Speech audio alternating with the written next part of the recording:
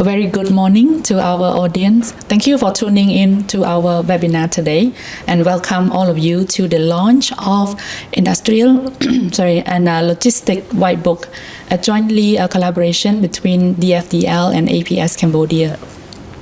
Today, with great pleasure, my name is Kimsea Chea, the Managing Director of APS Cambodia. We are leading and full one-stop service real estate service provider for Cambodia. I will be your moderator for the discussion today. Before we begin, I would like to introduce the panelists, starting from my colleague Kimsea. Kimsea? Okay. So my name is Kimsea and I am the Associate Director of Research and Consulting Department at APS Cambodia. Yeah, thank you. Okay, beautiful mic. Very good morning. My name is Davikong. I'm with DFDL. I'm a partner at DFDL. DFDL Cambodia has been established in Cambodia since 1995. We provide legal, tax, and accounting services to the investors throughout the countries, and we have 12 offices throughout Southeast Asia and East Asia. So we are happy to be here and to give you a very good insights about the whitebook that we have been waiting for long since early of this year. So it's a great opportunities for us to launch and welcome all of you to the webinar. Thank you. And my colleague, Ravan. Yeah. Thank you and good morning everyone. My name is Ravan. I'm a tech partner at DFDL. I've been for tech area for more than 10 years, and I also happy or pleasure to contribute the tech update and key information in the Industry and Logistics Whitebook, which we will discuss this morning briefly on the whitebook, and hope everyone you have any question or concern you can raise during this webinar as well. Thank you. I will give the floor to Kefa. Thank you, everyone. Like Ms. Davi just said, we all are very excited to officially launch this whitebook because it's been a work in making. Yep. Actually, for APS, we have started this work since last year. A lot of data coming into this document. We have 6 chapters covering everything that investor and manufacturer need to know about industry and logistics sector, from the macroeconomic, the manufacturing market, all the way to property, taxes, incentive, and regulation for manufacturing and and logistic industries. Yep. So it's a very exciting moment for us. Sure. And for the audience that joined us today, you are the lucky ones because you have the opportunity to get the first glance of the whitebook. This whitebook.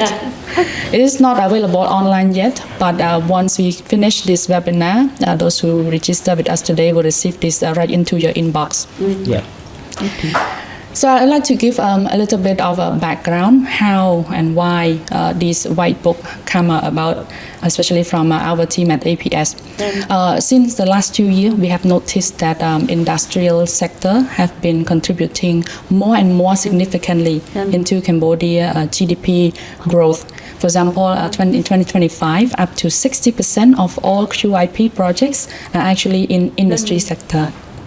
And right now, in terms of a special economic zone, Cambodia has reached a new high.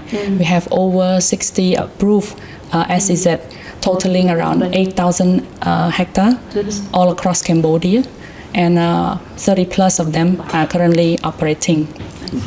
These are very significant movement for Cambodia, and timing-wise is also great because, as you can see, Cambodia is moving toward higher middle income country, and industrial, with no doubt, is a very strong backbone of the country development, from economic growth to employment to knowledge spreading inside the country. That's why we have a thought that this is an important time for us, and we have received a lot of questions from our clients, and hence this whitebook will address the most commonly asked question, whether it's around the property, the location of industrial establishment, and the incentive and regulation around industrial establishment. Good. Okay, so without any further ado, I would like to kick off today's discussion. First, we will look at the overall development of the industrial sector development, and then we'll move on to more detail regarding the option of setting up and manufacturing in Cambodia, and then the regulation and incentive and some challenges that are currently facing by manufacturers as well. So I'd like to address the first question to my colleague, Kimsea. Kimsea, you lead our research and consulting department, so you are our forefront of the data. I want to hear from you that, throughout our research for the White Book, what is the leading sector inside industry that we're seeing growing most in the last 2 years? Okay, thank you for the question. And it's been a lot of changes and a lot of data collection to get this insight of the current trend in terms of manufacturing investment in terms of sectors. What we have noticed in recent year, in the past couple of years from 2023, 4 and 5 and 6, we've seen a growth in the car tire manufacturing in Cambodia. I believe that is also inspired because Cambodia is also one of the leading rubber harvest in terms of raw materials that are available in Cambodia. This is also a really good opportunity for car tire manufacturer to step here and produce the final products. The recent trend that we have seen across a special economic zone, especially not only within special economic zone but outside of special economic zone as well, is that the composition and the mix of the exports by commodity has been spread out. It is not leading by only garment like it used to be, but it is now a reasonable share between multiple sectors. Car tires, I just mentioned, is one. Solar used to be a big chunk of our export, but after the recent situation between of the United States On tariff, you mean? Yeah, exactly. So it still is exporting outside of Cambodia from special economic zone. So that is one other sector. Furniture is also one of the sectors that we have seen some movement in the market. Bicycle and new upcoming that is relatively new is this car spare part. So we've seen a high interest across car assembly. We have seen a number of car manufacturer that is currently on the process of setting up, and all some of those names is already set up. So we have seen some growth in the exports of car spare part as well. Yep. And Bondavi, these are the macro level data that we collected from government official. But through your work every day, do you see other sectors that haven't mentioned? In fact, other sector not, I can say like whatever Kimsea has said has been there in Cambodia, but in terms of something not mentioned, I don't think so. Like solar projects has been here a long time ago, but the thing is about more improve on the regulatory framework that most of the investors are thinking of, and try to shape their manufacturing things and try to be more compliant, to get more incentives and to award. Of course, they try to understand what are the tax implications. So what they are doing, try to ensure that they comply and get a very good tax certificate, like a gold certificate or something that they can get more to, so that it can make their investment more sustainable and with like I can say like more income for their manufacturing. And on top of that, I think we talk about manufacturing, but also education, because education sector is one of the things that improve the manufacturing thing, because some of the factories now they focus on the training. Before we understand that many factories they focus on manual training, hard skill, soft skill, but now they focus on technology trained. So most of the factory workers and some of the workers are now focused on they are using AI to teach their workers in the company as well as in the factory how to use things like, for example, some factory they're using like bobine, I can say like a very small tiny manufacturing like in SEZ. They are doing a lot of manufacturing things that sometimes we don't know in the SEZ, but many type of things happen in SEZ, because you mentioned that 60 SEZ projects has been approved. It's a good opportunities. Why? Because government open to everyone who want to have like the land location or land size up to 50 hectares. They can open the SEZ. But in terms of how to manage, how to attract more investors into the zone is another thing that depends on the developer itself, whether they are qualified, whether they have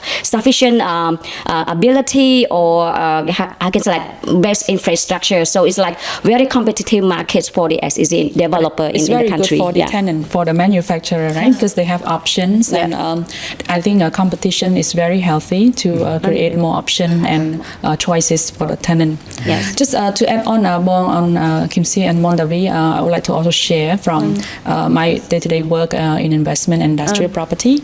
We also see some early interest in terms of the FMCG and food manufacturing, because some of our audience would have aware whether they're located inside Cambodia or outside Cambodia. You might have heard about the ongoing tension between Cambodia and Thai, and the replacement of Thai product import have shift toward whether opening new factory and establishment inside Cambodia or to other neighboring country.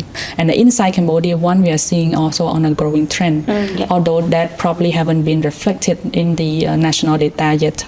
You see.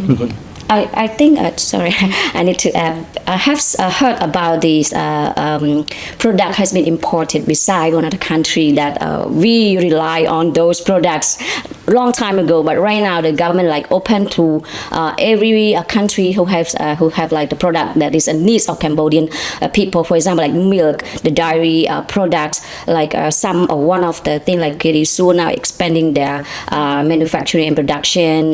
Vietnam milk. Sorry, I need to say the name because it's like on the market, and they have purchased. They have expanding their land location and to manufacture and to produce this kind of very high demand in the country. And some of the domestic investors also have the factory to produce this kind of domestic products to supply to the country. You see the 17 million people who does not need the milk. We need the milk. I need the milk. So right now I don't use the milk from the previous one, but I use the milk imported from Japan. So we have a lot of open market to Japan, Malaysia, some milk imported from Indonesia, some Australia, US. So the cost is quite high, but it's good opportunity for investor in the country that invest in this kind of the dairy products and food processing, because I heard that one of the factory, I think in Takai province, they produce the hot dog. So it's very, very good that we have our own product to supply to the countries. Even SME is also growing at the moment. So people are trying to improve their quality, try to produce more, and I hope that the government will support a lot, and we all the Cambodian and also the people in here need to support the product so that people, especially those who would as a manufacturer, have the strength, have the heart to produce more so that we can serve the market sustainably. I don't want this kind of thing just like a straw fire. It's just for a long time, so that all investors are sustainable with the support from the government, with support from the people themselves, especially Cambodian people. So I hope that this will be last longer. I think Raman can add on the tax incentive or tax treatment based on what I have said. Okay, thank you, Bong Davi. And we did discuss very insightful for the investor, or they want to set up the manufacturer, or they want to start up with the SME, because we can see a lot of support, not in terms of legal but also from tax.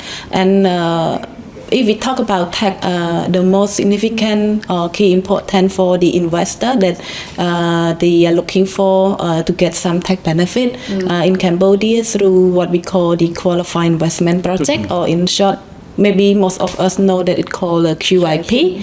So the law on investment also have been amendment in 2021, and subsequently we have sub-decree and practice to provide more clarification on those incentives for the QIP, in particular in relations to the basic incentive, like the QIP investor, they can elect whether they want to choose the tax on income incentive or they want to choose the special tax depreciation rate and other additional incentive, for example the export tax, the VAT on the production input, and also with respect to the additional R&D deductibility. And this kind of benefit is provided for the QIP based on the investment category, whether in the QIP fall under high tech, medium or low tech, which is we refer to category 1, 2 or 3. And in addition, the government also provide incentive for the EQIP, what we call expansion QIP. That is also what we can see that the government have put a lot of effort to support the investor or business in Cambodia. And I can also see that in addition to the QIP, because if we look at some business or entity that they may not qualify for the QIP project, the government also provide certain incentive. For example, about real estate, we can see the recent announcement on the notification 008 on the stamp tax relief or exemption. Mainly for residential properties. So we can see that this is what the government try to support for the investor, for illustration like real estate, but also for other sector we also can see some incentive as well. So from my point of view, that I can say that we are going to the direct trend, and I just want to say that Cambodia now is not just follow the basic tax rule. If you are the investor, you would need to start your plans in day one to looking for proper planning and incentive. And although we haven't included this in our whitebook yet, it's very new, just came out very recently, is the agro-industrial processing zone that have additional and special incentive. So just want to reiterate Rawan's point earlier about sector-specific incentive. The government is much more purposeful and more focused on the prioritized sectors now. That we can see that not all kind of manufacturing receive the same kind of incentive anymore. So this is a very good time for manufacturers that are already established in Cambodia and would like to expand, or manufacturers that are coming or considering Cambodia for the first time, doing a lot of study and understanding about what are the available incentive and regulation around it. Now we talk a lot about these trends and incentive. Let's say we have manufacturers that are interested to consider Cambodia for the first time. What are the options for them to set up in Cambodia? I would like to know first from Kimsea. Thank you. In terms of the property or physical structure, what are the structures that are available here? So in Cambodia it's really flexible. I believe on top of my mind, there's 4 options that you as a manufacturer can explore. So of course, we just mentioned a special economic zone is a plug and play tool that you can gain access to much more than just a space and a warehouse and factory. So special economic zone, we have a ready-built factory, RBF, that is at a in terms of entry ticket, it is the cost is more efficient. It is most most fitting for a smaller scale or medium scale manufacturer that is still exploring or testing the market. So SEZ is really a entrance point because it's very convenient. Already established infrastructure. Utilities already have is very stable, very consistent. The government is also support in terms of establishment of the administrative office over there. So in terms of custom clearance and service and everything is already established there. And it's one of the options. If you are looking into a more a sizable manufacturing, and you have a plan to expand in the future, I believe that the other option, the second option, is outside of special economic zone. So outside of special economic zone, you have some benefits of that as well. First thing is the flexibility in terms of land price, because outside special economic zone, you have the options to pick which area, more options. There is a lot of lands that you can purchase. We will get into the land title in a second, but I don't want to get into that right now. But you have the option to purchase the land, or you have the option to long-term lease the land as well. So entry ticket is a little bit lower on the land cost. However, there are some downside because you take more time. It's not a plug and play, which means that it's most likely a build to suit. You will have to find contractor. You will have to, source multiple parties to make sure that this factory is being built and operate. So that is one more thing. Other thing is the QIP. While if you establish in a special economic zones, you have a little bit easier access to QIP. Exactly, but still, you're still eligible for QIP outside special economic zone, which is the reason why there are 61% of the total factory established or built in 2025 are outside of special economic zone. So that's the second options, and I believe the third option is the ready build factory. I already mentioned that it's special economic zone. So ready build factory is either in special economic zone or outside special economic zone. Some of the factories has been left alone, has been renovated into a ready build factory. So there's multiple options that you have in hand to explore this market. Okay, thank you, Kimsea. So we're clear about acquiring land or renting or lease inside SEZ, because usually it comes in two options: whether you lease land, buy land, or build your own structure, or lease a ready built factory. But outside of the SEZ, maybe this is a question for Bondavi. What are the options that manufacturer can start operation outside of SEZ? Well, thank you for the questions. Kimsea has covered everything, but in terms of how to invest outside SEZ is another thing. So before you start investment, of course, you did the location. You have to select which location that you prefer, and then the structure that you would like to have, whether you are foreign, you want to have the land on your ownership, or you would like to have like a joint venture arrangement between yourself as a foreign investor and the Cambodian partner.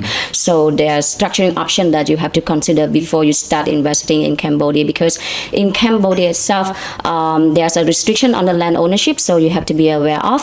And in order to be the owner of the land, you have to be the Cambodian nationality or the Cambodian owned company having 51% of the shares held by the Cambodian nationality or the Cambodian company itself. So there are the structuring option for you to consider in terms of land ownership, and there are four main options for the investor to consider for the land ownership structure or investing in land itself. There are four, for example, like whether you choose the land ownership by way of trust, or whether you want to invest in the land arrangement by way of long-term lease arrangement from 15 to 50 years, or whether you would like to have a landholding company or a joint venture between the Khmer shareholder and the foreign shareholder, or you would like to invest in the economic land concession if your project is related to agro industrial processing project. So it depends on how you want to do. So if you were thinking that, okay, I would like to have the land more flexible, because he said that, okay, in SEZ a lot of like a frame that you cannot do anything like that you want, because you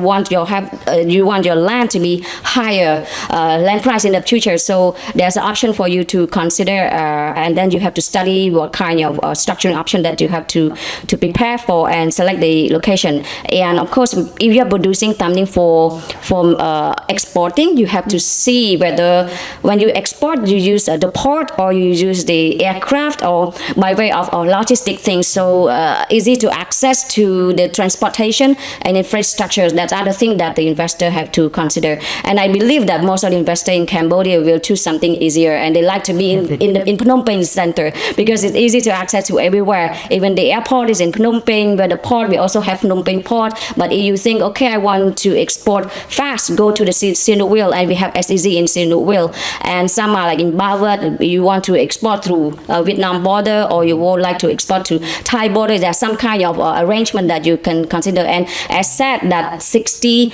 SEZ in the country project has been approved, and you can select which one that you like. Actually, SEZ is not like something new in the country. It has been here like more than 20 years, I think. So even the regulation is there, and the government is trying to improve more on the regulatory framework for SEZ to improve more and attract more investment, to give more incentives, give more frame, and give like more trust to the investors. And outside SEZ is nothing bad. It's very good as well because more flexible and you can access things well. So, but you have to consider which option that you prefer and what kind of manufacturing that you choose. So something that the investor have to consider before you select. I think from our point of view, when dealing with client, consideration of staying inside or outside, as you said, mainly it's come back to first of all the type of manufacturing they are, but also the objective and way of operation that they have. So some would consider the capital investment very seriously because inside, as you said, actually you can lower the capital investment on infrastructures and so on. And outside of SEZ, it's all on the manufacturer themselves. But there's an extra benefit, like Davi has touched on. I think for developing country like Cambodia, land appreciation is still a big opportunity, as in, we have seen happen elsewhere, around the world. After industrial manufacturer invest and used up this property after 10, 15, 20 years. There are a lot of cases of redevelopment of industrial land to be commercial, to be residential, or continue to be industrial, but with a much higher price. So the capital appreciation from the land itself is also an extra benefit for those who stay outside of SEZ. Now we'll come back to Kimsea on the location and pricing, just to help our audience to understand a bit more of their option. But I want to go back to Bong, Davi, and Ravan, just a little bit on trust, because we have touched on trust as one of the options for manufacturer to own their own land. Trust is still very new in Cambodia. The trust law just came out in 2019. So I think audience and investor outside of Cambodia is still studying what actually is trust. So what is your explanation or description of trust in Cambodian version? From legal perspective. In fact, the word trust you have seen very simple. Trust means you trust someone. If you don't trust someone, don't select. So it's very easy to understand because actually trust it's new in the country, but it's not new in the other country, in Hong Kong, Singapore, and things. They have trust on the share nomination, on the land ownership, and this sort. And Cambodia, before having the trust regulations, we have like a nominee structure, we have the landholding structure. Even right now, the landholding structure is still available. But in terms of nomination, nominee arrangement is something that impact a lot. Has a lot of issues, kind of untrust, which means that I can say that people have seen it before because of the land value has been increased. People having lose the trust. So the government tried to frame it under the trust law so that it gives more benefit to the real investors who want to invest and own the ownership over the land and have a reliable, long-term and sustainable investment. So trust is something that the truster who has the fund put the fund in and to that they have the fund and then select the trustee and transfer the fund to the trustee and for the benefit of the beneficiary, or can be the truster itself. So foreigner can select any licensed trustee, not the trustee but licensed trustee that has a license and approved by the trust regulator. So you can select,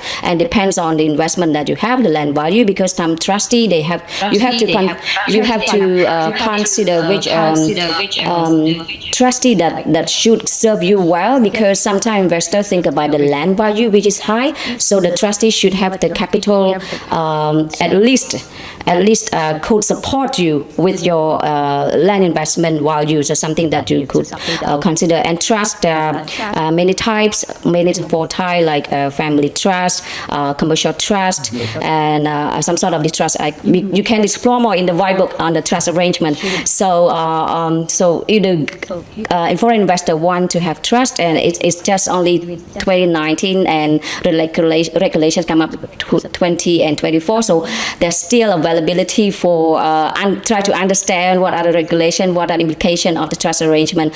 Recently, we supported our one of the entity before they're using nominee structure. So now they switch from the nominee structure, having the Cambodian individual as the landowner, to the trust arrangement, which they have selected very reliable and licensed trustee. So we are helping one of the investor at the moment to consider this kind of arrangement. And I can say that the investors seems like giving more trust on this kind of mechanism, so that they have the long-term arrangement. But there are some implications in terms of report obligation, in terms of disclosing all information to the trust regulator. But you have someone behind to support you in case of any default from the trustee. So it's kind of benefit. A stronger protection for investor. And I think even outside of industrial, the trust implication or application has been more also widespread in real estate in general, from individual investor all the way to real estate developer to like industrial and manufacturer as well. So I think trust will continue to be one of the key tools that investor will consider among all other options when it comes to establish manufacturing in Cambodia. So now let's come back to Kimsea a little bit about the location aspects and pricing. We mentioned earlier about the options of staying inside SEZ, outside of SEZ, renting ready-built factory, and build-to-suit options. How are the prices different between these options, and how does location impact the pricing? So the price, in terms of the pricing, is varies from location to location. I believe we have already mentioned in terms of the location that is very highly dense in terms of special economic zones. Those are the locations where the land price, even outside of a special economic zone, has been driven and has increased quite high. So the starting, I want to start with special economic zones. Now the market here is not as competitive in terms of the development of special economic zones just yet. So the entrance price, the starting price for special economic zone, what we normally see is around $50 to $55 per square meter at the launch of the special economic zone. Now this price will climb whenever the cell absorption rate in the special economic zone increase to around 60 to 70%, and it could go up to $100 to $120 per square meter. So that would be the pricings of the sales or long-term lease in a special economic zone. Now, if you are looking for a rental, the rental is very stable across the board. Even throughout the pandemic, the rental rate has been very stable at $3 per square meter, and there's also room for negotiation from that $3 quoting as well. So that would reflect the rental of this factory inside special economic zone. Outside of special economic zone, the rental go down, but not significant. It's still as close as to $3 per square meter, but it could go down a little bit in terms of the pricing for the quoting. But what changed is the sales price for the land. So these lands are very much available across the main road to the connecting port, and also the location that you're choosing.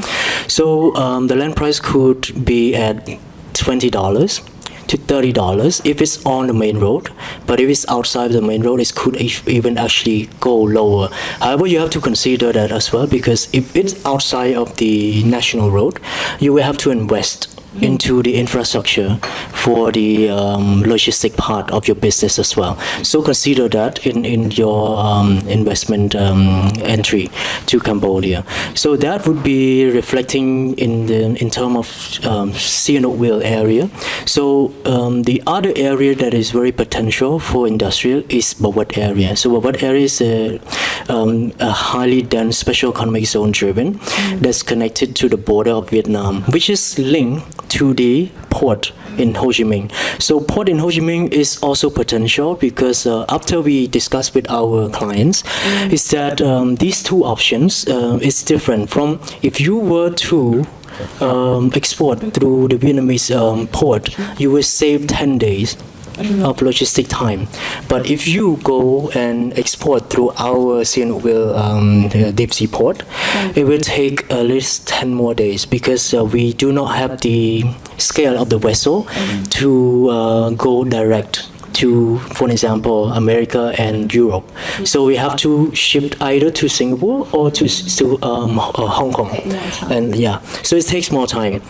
So that is on the location in terms of how you choose it, but the pricing is very similar from a special economic zone. It's $50 to $55 at the entry pricing for long-term land lease, and the rental is still very much $2.5 to $3 per square meter. Yep. Yeah, I think in addition to pricing as a factor of consideration when consider location, I think labor availability and accessibility to supporting sector like raw material and so on is also other factor that manufacturer are considering.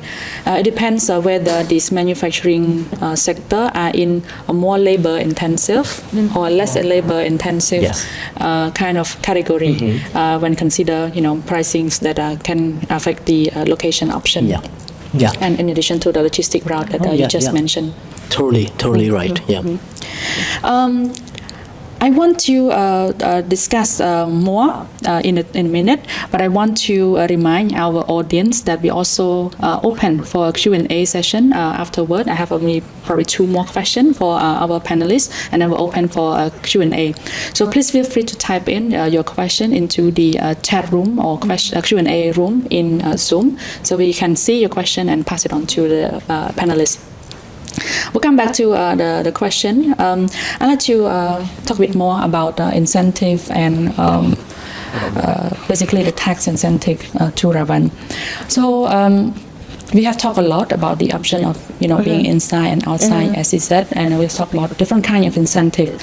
But let's say the most common incentive that manufacturer can receive inside SEZ and outside SEZ through the QIP program. Can you list down some of the common incentive? Okay, thank you, Kesa. Actually, Kimsea and Bong Davi also have bring a few points. Actually, there is a pro and con between consideration set up the manufacturing in SEZ or outside SEZ, and we have touched on from legal and commercial perspective. In terms of tax perspective, if they are considering that those business are qualified as the QIP, in terms of the category, they still need to follow the law on investment, like their business category, whether they fall on category 1 or 2 or 3, and their tax incentive will be depend on that category of investment. So it doesn't mean that if you are setting up your factory in SEZ, you would be automatically get 9-year incentive or 6-year incentive. It still depends on your capital investment, business category, high tech, low tech, or medium tech. So what we can see the comparison between the SEZ and the outside of the zone is in terms of the administrative support, and because if you are in the zone, you could get more benefit in terms of applying application for the CDC, for the QIP, the compliance like COC certificate with the QIP in Cambodia. They would need to maintain in terms of the compliance and also their tax compliance as well to make sure that they are granted with the QIP status. So this is from the point of view of the tax, and I'm sure maybe Bong Davi can add more from the the legal side as well. What should be the benefit or additional consideration that investor could be considered? Yeah. Yeah, in fact, I have been experienced working at SEC for like 3 years in the past. So, and I advise many clients on an SEC things. And myself, when I work in SEC, is like for investors themselves, they're very convenient. When they have issues, they come up, they go to the zone developer and request for support. So, and they want, because in the zone, it's like one territory that investors want to do things, everything there, labor, land registration, one-stop service, and it's by law, there must be a one-stop service to facilitate investors. Exactly. That's why it is called special economic zone. If it is a simple one, it's not special. It's called simple economic zone. Yeah, simple economic zone. This is SEC.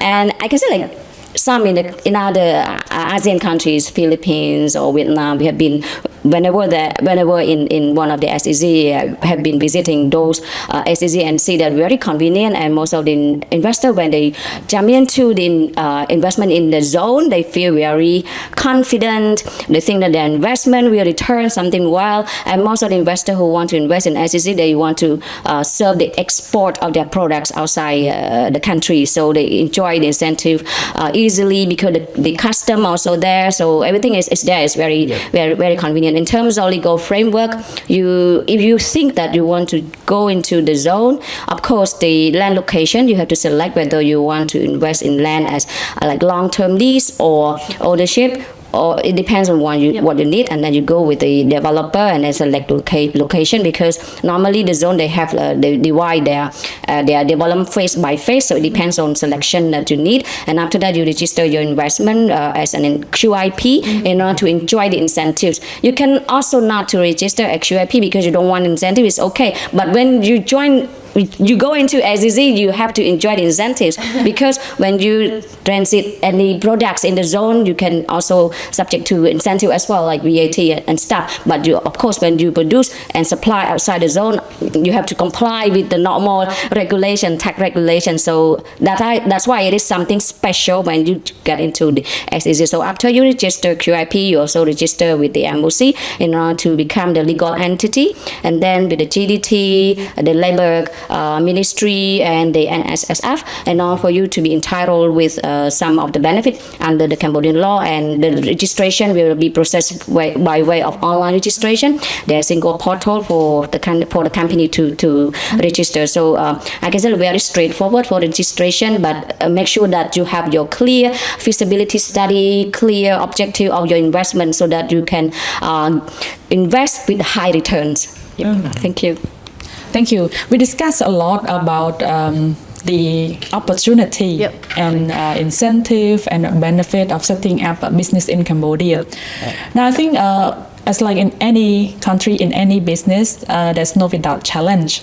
So I think it's also important for us to discuss the challenges that are commonly faced by investors, especially first-time investor coming into Cambodia in the industrial sector. I would like to start from Rawan and back to Kimsea. If you can share some of the common challenges that you have seen working with our clients. Thank you, Kesa. This is a very good question, and I believe that the investor itself, they don't want to hear only the good point. They also want to understand what could be a practical challenge. In terms of, I can start first from the tech perspective, because I'm a tech person.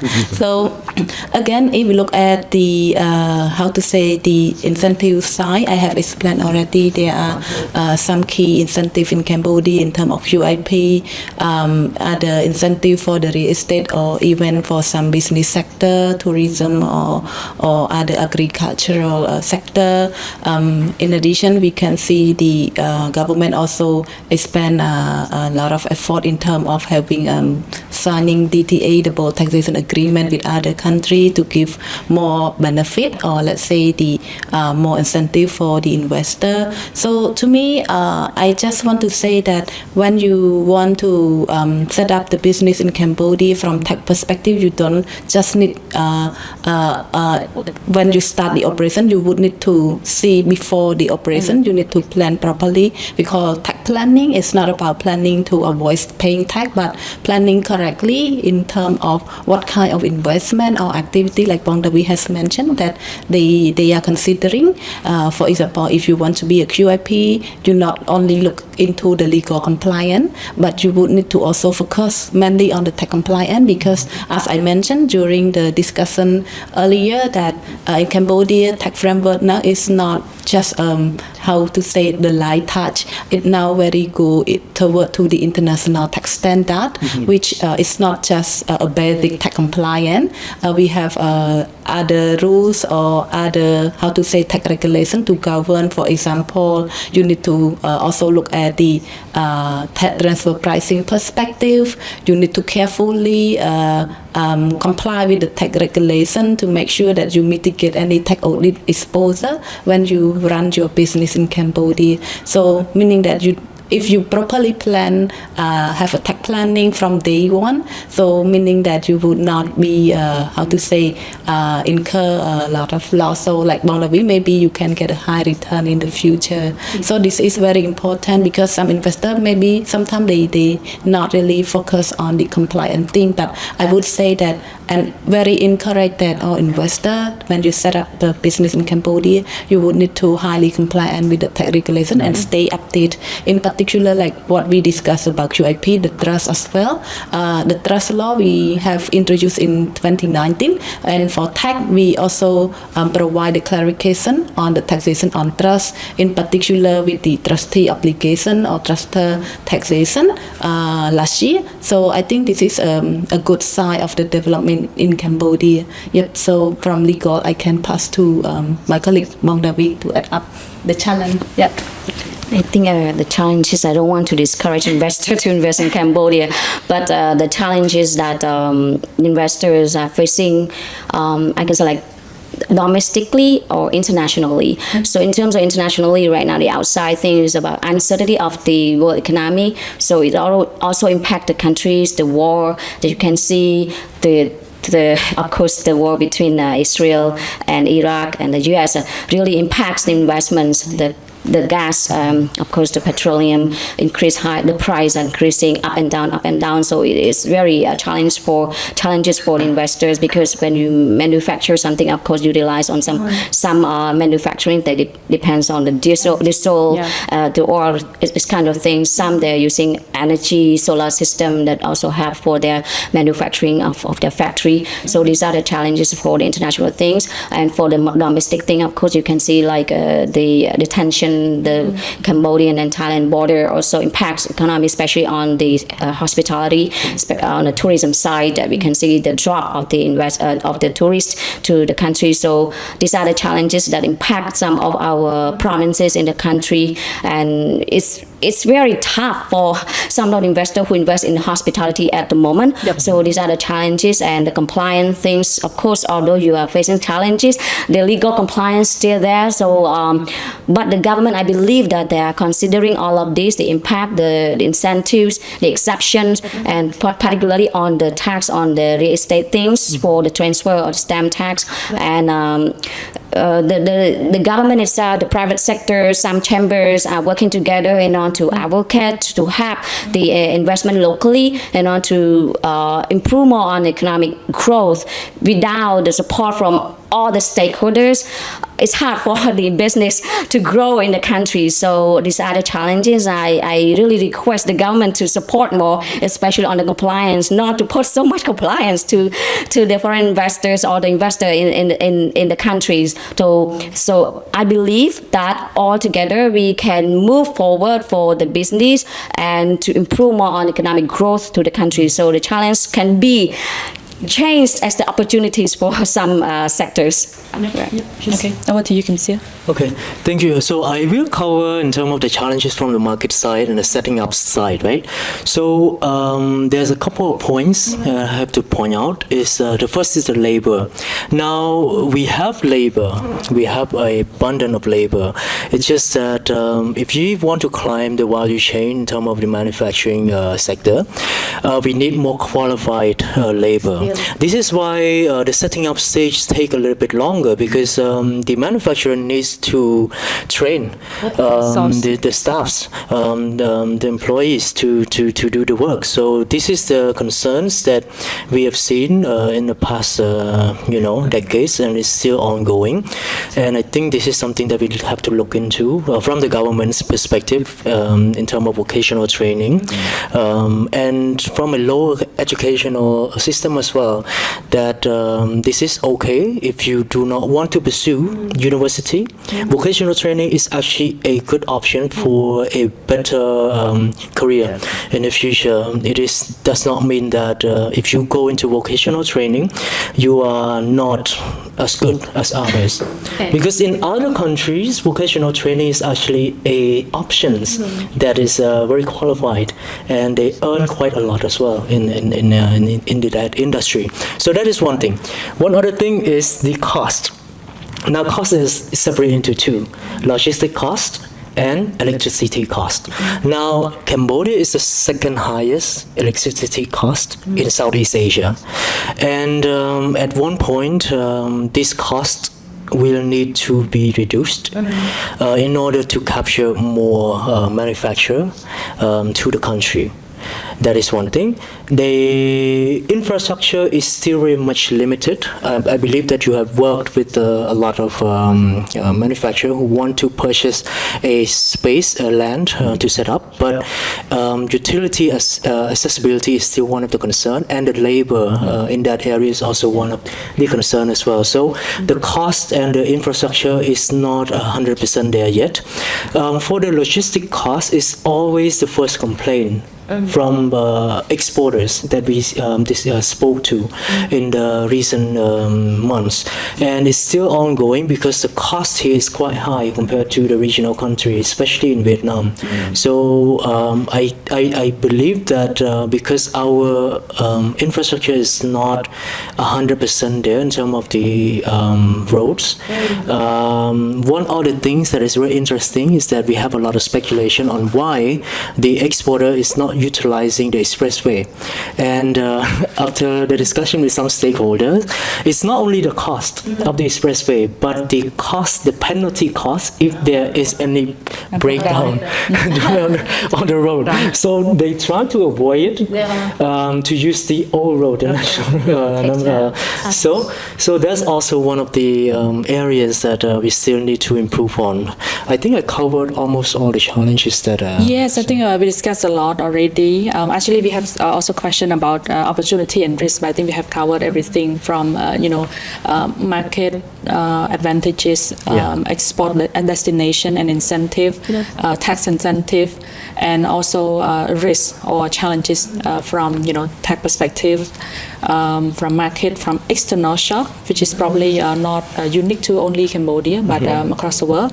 But I think there are some challenges that can be addressed. Sometimes it's by location, because different locations have different challenges, and some can be addressed by location. Some administrative and cost perspective can be addressed by being inside SEZ and having a support from the zone operator. And some can be addressed, let's say logistic can be addressed by location, by locating closer to your manufacturing hub and cluster.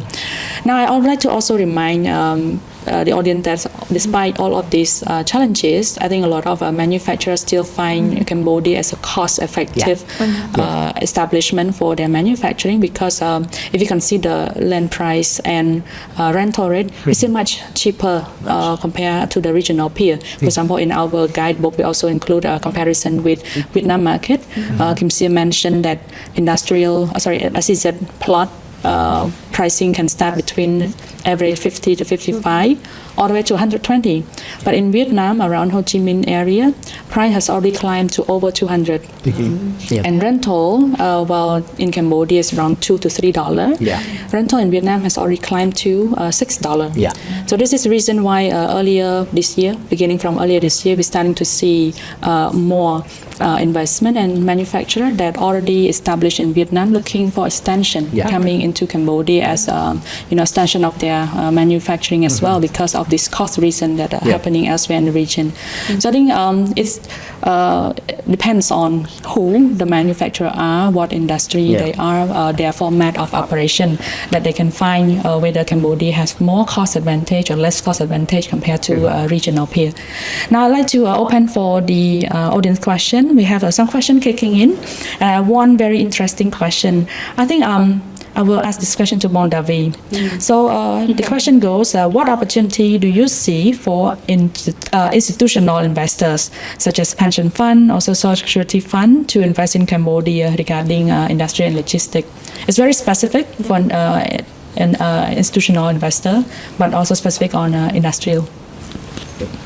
In terms of industry, we have discussed a lot, and I think that investor try to understand, try to know if you want to invest to have like the social fund, what should you do? Of course, we have the trust law that there's some type of trust arrangement, whether you want to have like a commercial trust, social trust. So there are available mechanism for you to consider. So you want to set up like a trust fund, you have to find a licensed trustee. So that your fund can be placed in the licensed trustee for the benefit of the beneficiary or someone that can receive the fund in the future, and remind you that if you choose the trust arrangement, there's a time, the term of the trust, that under the law there's 99 years of the trust arrangement, but it depends on how you want to arrange with the trustee, some sort of this. So it's one of the opportunities for you to consider, because you see the industry in Cambodia, there are many manufacturings, then and SSF, the arrangement, some sort of this, and the government have introduced the regulation governing all of this, and some of the companies or factories have also implemented this kind of an SSF arrangement as well. So it's also a good opportunity for you to discover, to understand what are the regulations governing this kind of trust fund arrangement for you to, before you start this kind of investment in this sector. That's the thing.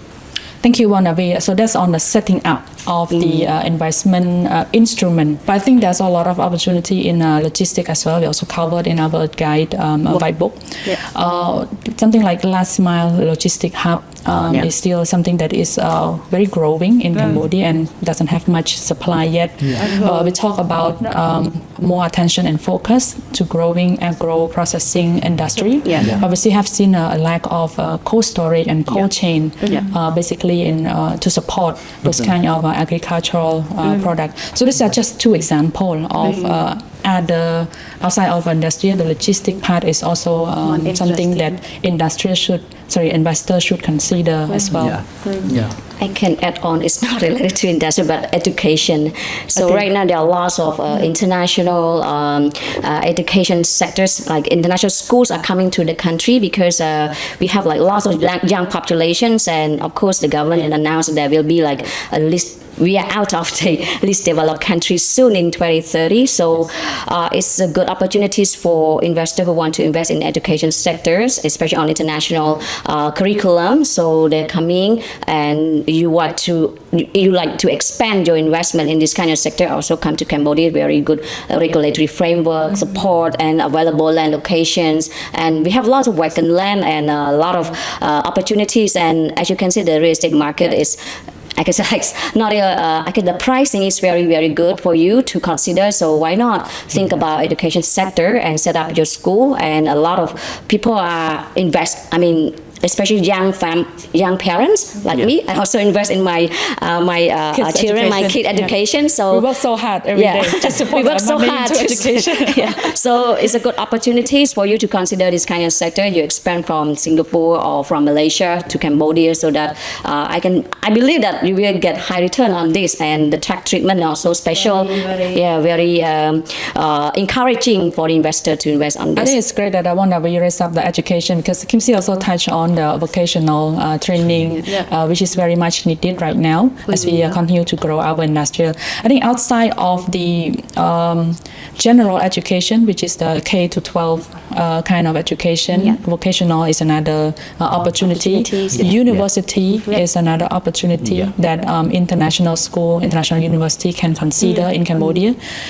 It was highlighting that Cambodia population, 50% of our population is under the age of 50. We have a very young population and demographic that needed to learn and grow. So education sector is very good. And again, it's become a backbone of industrial development. Thank you. We have other question. Some also are quite specific, but I can answer this one. I think so. The question goes: if an industrial developer want to enter Cambodia and specifically to find land, can the Cambodia government help them to find land, or they need a business partner to find land, or APS can help them? That's a question. So I think there are many options. Once again, coming back to Mondavi mentioned earlier, the type of option is varies from SEZ to outside to land concession to trust. Those are all options that international foreign investor can use to invest in Cambodia. In terms of finding information of location and where to invest in, I suggest that you do a lot of research and find out information. Actually, we have a lot of resources available on our website. We do a quarterly market update on different kind of property pricing, demand, and supply. So as a aids or as a support for you in your consideration. So even entering Cambodia for the first time for international investor, you can go to government. Government can support in terms of some information, but they might not be able to actively find land for you. Working with a reputable real estate agent or law advisor, legal advisor, some of the way that you can consider what kind of instrument and location that can be supportive for to fit to your investment purpose, because everyone have different. So that's a quick answer to obtaining property in Cambodia. There's another specific question. I think we probably can close with this one. Another one, sorry. We talk a lot about what has been happening already, but this question specifically asks about the future outlook. I think this is a great question for us to wrap up this session. Okay. So the question, I think I would give each panelist 1 minute to answer. First. What would you see as an opportunity for industrial and logistic sector for the next 5 years?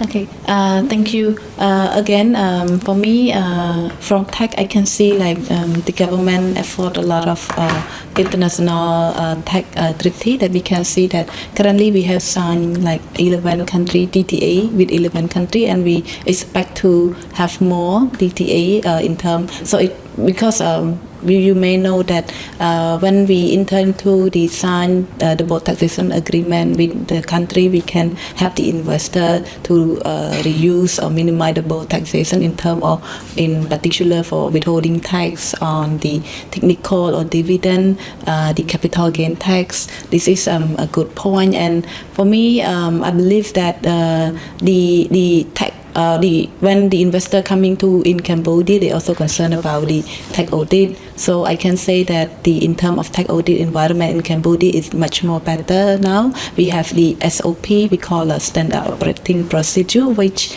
was announced or introduced by the government in 2024. It provides more guidelines for the taxpayer and the auditor itself to conduct the audit smoothly and on a timely basis. So from the tax point of view, I can see that in the next 5 years, Cambodian tech environment is keep improving, and it provide a fair, how to say, investment and tax treatment for the investor. And also currently the government is also more encouraged for the SME in Cambodia as well. This is what we can see. Yes. I think Ravan has covered my part. So I'm very positive for the next 5 years in terms of industrial development. We right now depends much on the export-oriented product, for example, like garment. But I believe that there will be more diversification, as right now there's improvement on many types like grow business processing, automobile, energy, special economic zone and stuff. So in 5 years, those are the diversified thing will be grown up, and domestically the SME, the productions from the SME will also be developed and improved, and of course the legal framework will be more arranged and I can say more efficient, right? As you can see that right now the government try to streamline it, not to go to many institutions. There's only one stop place, so it's good idea that SME is come back and then document properly and register well, so that they are having like a where I can say like properly SME and license. Register SME to enjoy future partnership with the future international investment, because now it's time for you to prepare all the things, documentation, compliance, staffing, labor, all of this make the SME grow faster and well documented, because people are thinking about IPO. So SME is one of the things for you to go beyond the current SME, but a better and high-tech SME. So I believe this kind of thing make you feel very comfortable with investing in the country. Thank you. Awesome. Yeah, that's also one part that I also want to mention, but I will try to do the outlook of the market side. So I believe that in the next 5 years, this will be surpassed our graduation from low to mid, right? Middle income. So the government is trying their best in terms of the streamline that you just mentioned, digitalization in terms of the process. So I believe in after 5 years, we will reach to a point where the ease of doing business is much easier for manufacturers, especially from outside of Cambodia, to establish their factory here.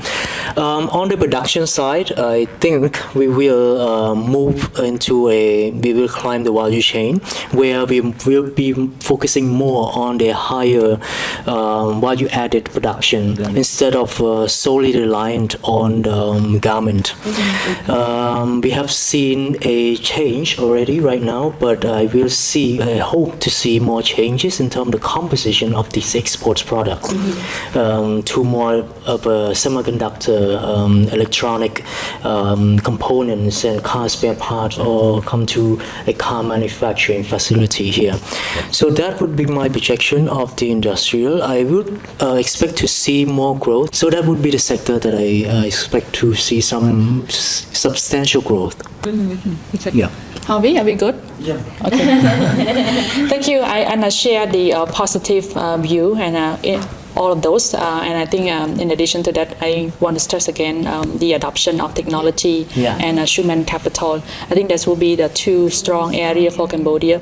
We as a small country, actually, it's much easier to implement changes and rapid change. For example, the technology that have been adopted in the financial sector, we already seen within the first 5 years, and then now about 10 years. The adoption of technology is very fast, even faster than some of the country in the region and even in the West.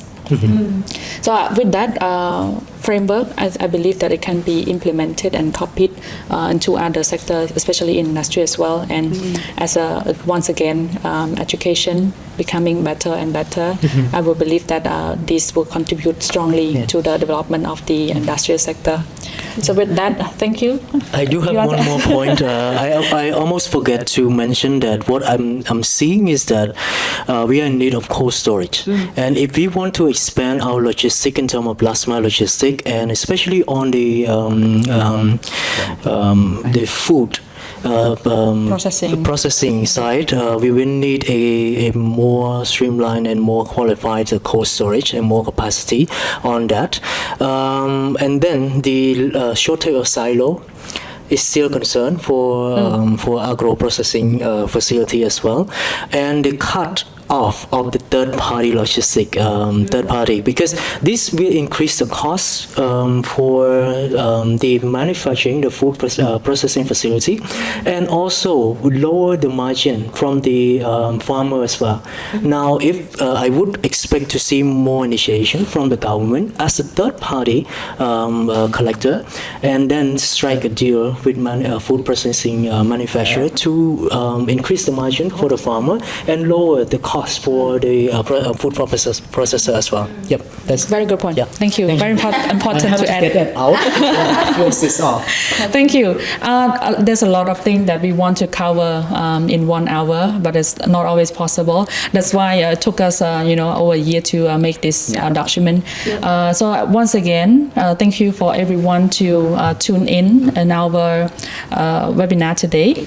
I'd like to share that the whitebook is now available. As you join this webinar, you can scan on the QR code that is presenting on the screen, and it will become public widely next week as it comes. But you who tune into today's webinar have the first opportunity to see what inside.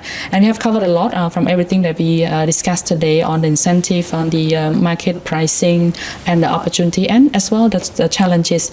I think it's equally important to address the challenges, because we would like investors to come in and feeling prepared. So do as much as study as possible, and if you have any further question beyond everything that we covered in the book, feel free to contact to both APS and DFDL. Our contact is listed in there. So we look forward to keep in touch, and thank you once again everyone for joining me today. Thank you. And with that, we'd like to sum up our webinar today. Thank you. Thank you.